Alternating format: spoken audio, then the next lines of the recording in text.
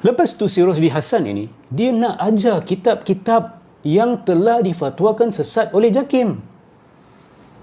Ini dia melanggar undang-undang negara. Dia cuba nak melanggar undang-undang negara. So jangan main negara dengan saya. Jangan kata kamu orang Singapura. Orang kamu sendiri nak langgar undang-undang negara kamu. Kamu buat apa? Kalau kamu kata kamu patriotik, kamu cinta negara kamu. Ni ada anak bangsa kamu sendiri. Rakyat kamu sendiri nak langgar undang-undang kamu. Nak langgar JAKIM. Kamu buat apa? Adakah kamu menghalang dia?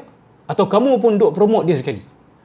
Kamu pun duk menyokong dia mengajarkan kitab-kitab yang diharamkan oleh JAKIM. So siapa yang lebih patriotik? Siapa yang lebih sayangkan negara ini? Ayah saya orang Melaka. Dia berhijrah ke Singapura.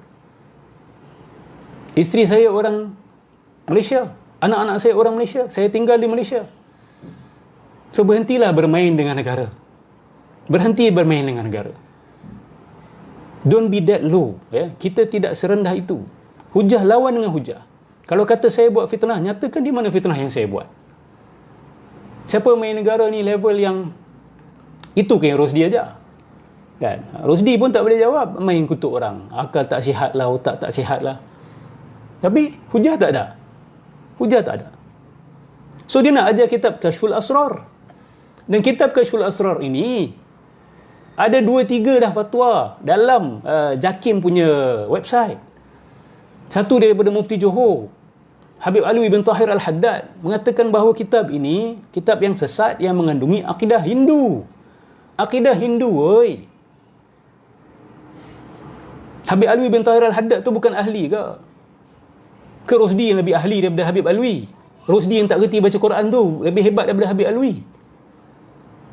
Habib, oi, daripada Yaman ni. Dia reti tasawuf, dia reti akidah, dia reti fiqah. Dia Mufti Johor. Kamu-kamu ni siapa yang nak langgar ni? Rosdi ni siapa nak langgar ni? Siapa? So kamu ni sebenarnya nak mempertahankan apa? Mempertahankan orang yang kamu sangka soalah. Dan kamu takut malu sebab kamu dah tersalah sokong orang. Ke kamu pertahankan kebenaran? Pertahanlah kebenaran. Kalau buat silap tak ada masalah. Tarik balik aja, berhenti. Alamak, saya dah tersilap sokong orang. Saya ingat dia ni betul Ustaz, tapi rupanya scammer. Dan tarik balik. Jangan pertahan. Kamu dah lah terikut orang yang salah. Lepas tu kamu pertahan, kamu dapat double. Double masalah kamu dapat. So kitab Kashful Asrar ini adalah kitab yang mengandungi akidah Hindu. Dan memang betul. Saya baca kitab sanggahan kepada kitab Kashful Asrar ini tulis oleh Profesor Abdul Fattah Harun Almarhum. Dan kalau awak baca kandungannya, memang betul. Memang betul pantheism. Ni pantheism reti tak apa benda. Pengikut-pengikut Rosdi ni. Pantheism ni reti tak apa benda. Akidah Hindu tu faham tak apa benda. Saya bukan nak merendah-rendahkan anda. Tapi benda ni ada pakarnya. Ada orang yang kaji. Janganlah duk menolak je macam tu. Hanya kerana awak dah cinta sangat dan kagum sangat pada Rosdi ni. Awak tolak semua benda apa yang orang lain cakap. Kita ada pakar-pakar agama dekat dalam negara ni. Kita ada doktor-doktor, profesor-profesor yang belajar dekat universiti-universiti Soho yang faham akidah Hindu tu apa. So Profesor Abdul Fattah Harun menyanggah kita kata paragraph by paragraph ataupun pages by pages. Dan memang ditunjukkan bahawa kitab itu membawa konsep wahdatul wujud yang bersifat ekstrim. Wahdatul wujud ni ada macam-macam versi. Okey. Tetapi wahdatul wujud yang terkandung dalam Kashful Asrar ni adalah wahdatul wujud yang bersifat ekstrim. Ekstrim. Bahkan diberikan perumpamaan Allah Subhanahu Wa Taala ini, hubungan Allah dengan alam ni macam Allah ni bagaikan kapas. Nur Muhammad itu bagaikan benang. Benang tu dibuat daripada kapas. Jangan lupa tu. Jadi Nur Muhammad dengan Allah ni dari segi zat sama. Dia hanya berbeza dari segi penjelmaan sahaja.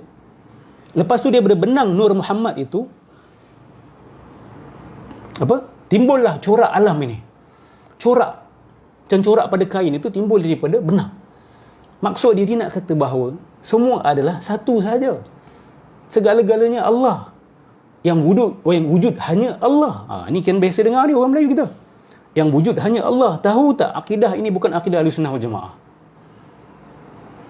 Tidak ada, there's no such thing. Kita tidak pernah diajarkan oleh ulama-ulama muktabar kita. Mungkin ada sebahagian ulama Asy'ariyah yang ada aliran kesufian sikit, mereka terlepas cakap mengatakan la mawjuda illallah. Sedangkan dalam akidah Asy'ariyah, Ahlus Sunnati wal Jamaah selama beratus tahun tidak ada pun isu mengatakan bahawa yang wujud hanya Allah. Tak ada. Lepas tu tiba-tiba datang ke tanah Melayu ni isu, oh yang ada hanya Allah. Jangan sampai terlihat adanya diri. Ini apa benda ni? Kalau awak belajar akidah Hindu, awak akan faham benda ni dah ada dalam akidah Hindu sebenarnya. Dah ada dalam akidah Advaita Vedanta. So kita ni ikut apa? Kita ikut akidah Ahlus Sunnah wal Jamaah ke ikut Advaita Vedanta yang bertopengkan Ahlus Sunnah wal Jamaah? Allahumma salli ala Muhammad. Jadi terkandung akidah wahdatul wujud yang ekstrim. Segala-galanya Allah Subhanahu wa taala. Yang ada hanya Allah. Alam ini adalah jelmaan daripada Nur Muhammad dan Nur Muhammad itu jelmaan daripada Allah. Ini bukan akidah Ahlussunnah wal Jamaah. Wahailah kawan-kawan Melayu saya, adik-beradik saya, bangsa saya. Ini bukan akidah Ahlussunnah wal Jamaah. Tak ada. Nabi tak ada ajar pasal Nur Muhammad. Nabi tak ada ajar pasal hakikat Muhammadiyah. Nabi tak ada ajar yang segala-galanya adalah Allah. Yang ada dalam agama Hindu ada benda ni. Dalam agama Islam tidak ada. Tapi berlaku kemasukan kemudian hari. Bagus, Rosdi Hassan, saya nak awak tengok video saya ni. You have to watch. I want to teach you something. Saya nak ajar awak.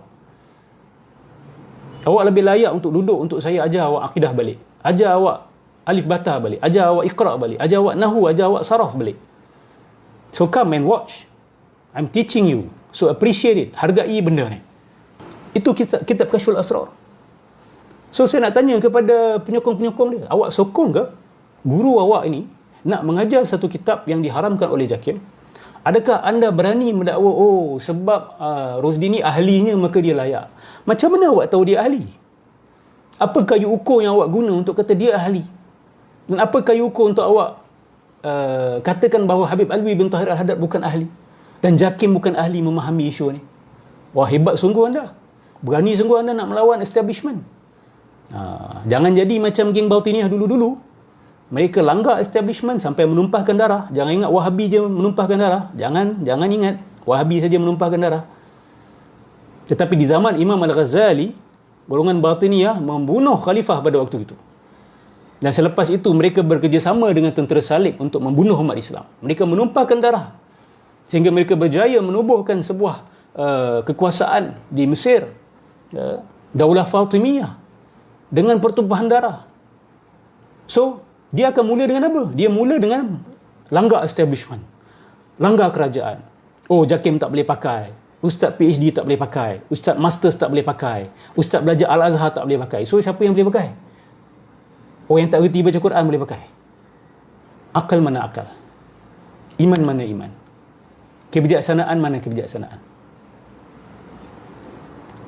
Lebih satu, mengutuk, mengatakan bahawa saya memecah belahkan masyarakat. Ini adalah strategi lama. Golongan musyrikun Quraisy dulu pun mengutuk Rasulullah benda sama.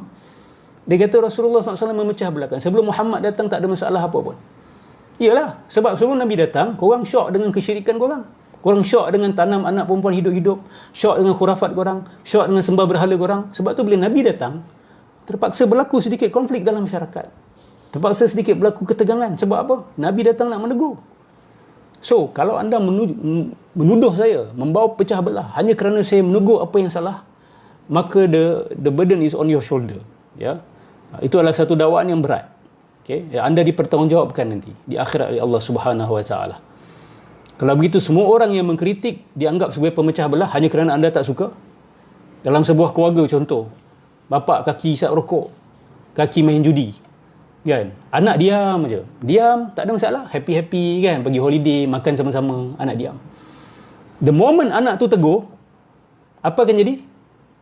The moment anak tu tegur, jadilah konflik sikit. Tapi adakah kita nak kutuk anak tersebut membuat pecah belah dalam keluarga? Tidak. Dia harus menegur. Dia harus mengkritik walaupun pahit. Qulil haqq walau kana murran, katakan kebenaran walaupun ia pahit. Tapi janganlah kita melampau, jangan kita sampai menfitnah, jangan sampai kita mencerca, mencaci nama orang, mencaci bangsa, bermain negara. Jangan sampai ke tahap itu.